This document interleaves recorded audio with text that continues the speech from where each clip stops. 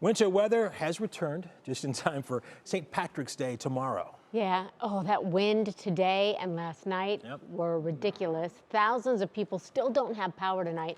And we have more on the restoration efforts in just a couple of minutes for you. That is right, but first up, a winter weather advisory is in effect for parts of northeast Ohio.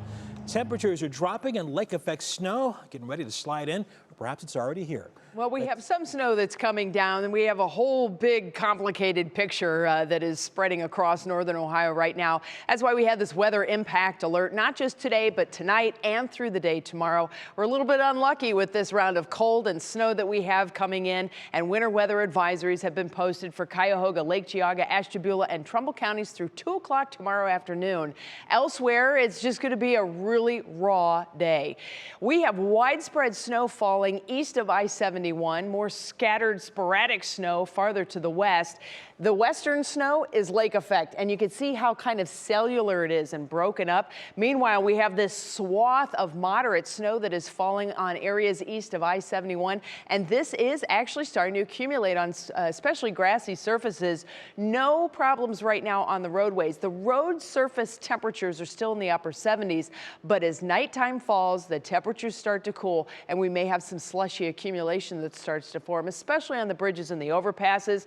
This is I-77 at Belton Village in Canton. It is snowing like crazy, and you can see there is snow that is on the ground. It is a slushy, I'll just call it a coating right now. I don't even know that it's a full inch of snow, but I've heard from Eugene in Hartville. He has snow on the ground there too. That snow continues up into the Youngstown area, even into Ashtabula.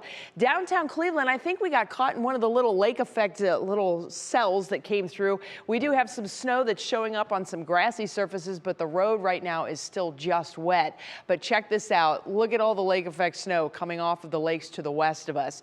We have a lot to talk about in the forecast. The good news is I don't think we're going to get walloped. The bad news is we're still getting some snow. Wow. 24 hours ago, convertible tops were down. Folks were walking around having fun, but now something else. Yep. All right, Betsy, see you soon. Thank you. Well, tonight, close to 12,000 people are without power. Now, First Energy is working to fix damage from last week's strong winds, but the utilities warning customers that next round of winter weather that Betsy was just talking about could cause more outages. Danielle Wiggins has the latest on the restoration efforts and what could slow crews down now.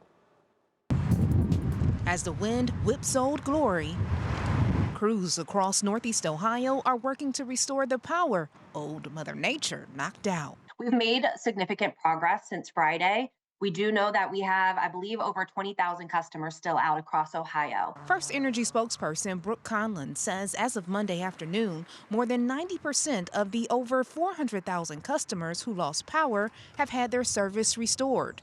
According to First Energy, close to 7,000 employees, contractors, and outside resources are supporting restoration efforts.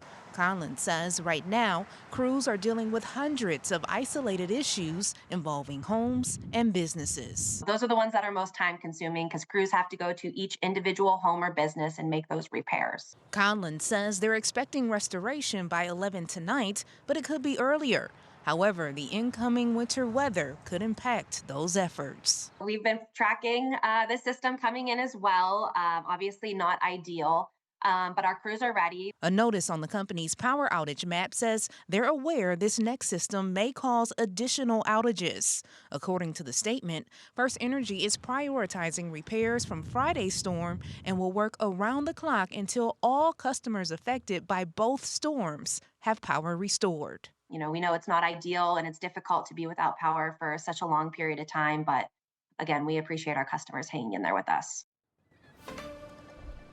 And Conlon tells me that the Akron area, as well as Strongsville and Brooklyn, were the hardest hit. In fact, Christy, power outages were so widespread that Revere local schools canceled classes today because their power was out.